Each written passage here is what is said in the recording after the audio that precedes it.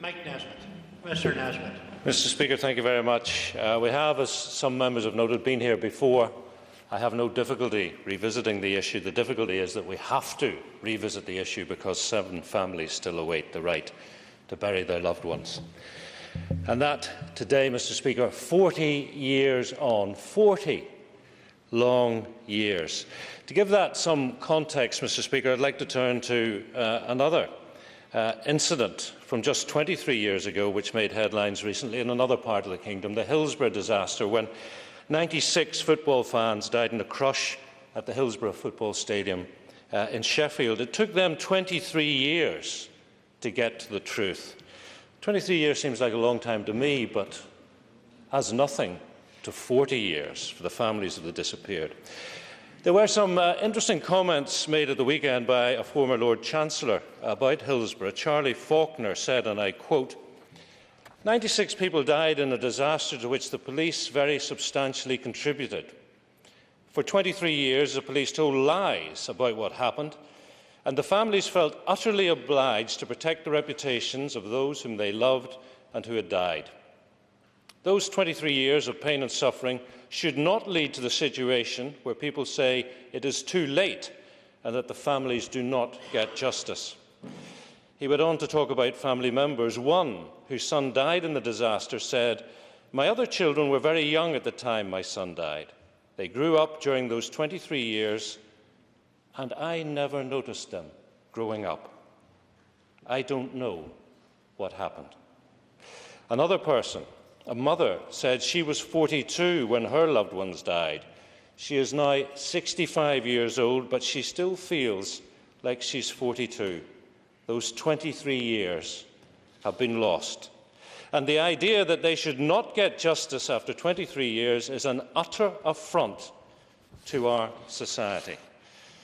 Mr. Speaker, I can do no better than to echo the words of the former Lord Chancellor when summing up the positions of the families who still seek the truth about their loved ones. It is an utter affront to our society.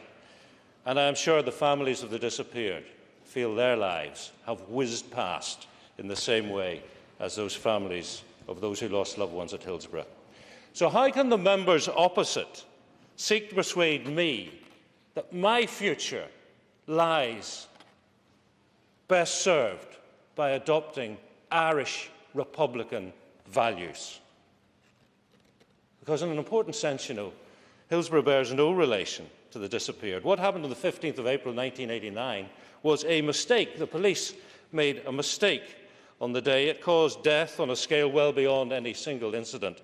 In the sorry history of our troubles, 96 dying, treble our worst single incident. But it was a mistake. They did not set out with that intent. They did not wake up in the morning having decided that later in the day innocent people should die. It was not a policy, it was a mistake, albeit of mammoth proportions. The evil was in how they reacted to what happened, the cover-up, the briefings to the media, the blackening of reputation, the justification of the unjustifiable. Does that ring a bell with the members opposite? The blackening of names like Jean McConville's?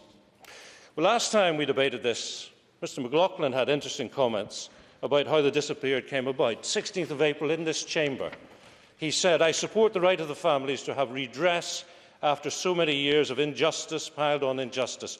The policy was wrong then, and it is wrong now." He went on to say, anyone who studies the history of the conflict in this country will know that it was a practice or policy. It emerged very early in the previous century. It was a practice or policy that was carried forward. A policy, Mr. Speaker. Not random acts by madmen or psychopaths. A policy. Some Republicans sat down to discuss what to do about people they considered to be a problem, and they came up with a policy. A policy to abduct the individual in question, maybe torture them, then kill them and bury their bodies and pretend nothing happened. Deny friends and family through a policy.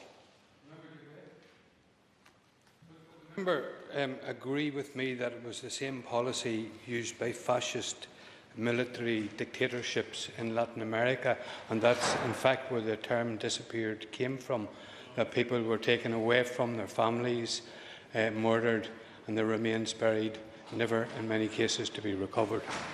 And the member is not a minute on his time. Thank you, Mr. Speaker. I thank the member for the intervention, and I couldn't agree more with the provenance of this policy coming out of South America, showing absolutely no regard for our shared humanity, which I hear preached to me by Republicans on a daily basis, our Unionist brothers.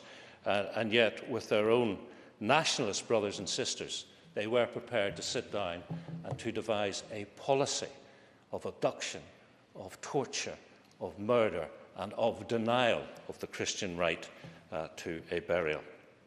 And yet these same people, Mr. Speaker, think that they know best. For me, that they have my best interests at heart and the best interests of my family.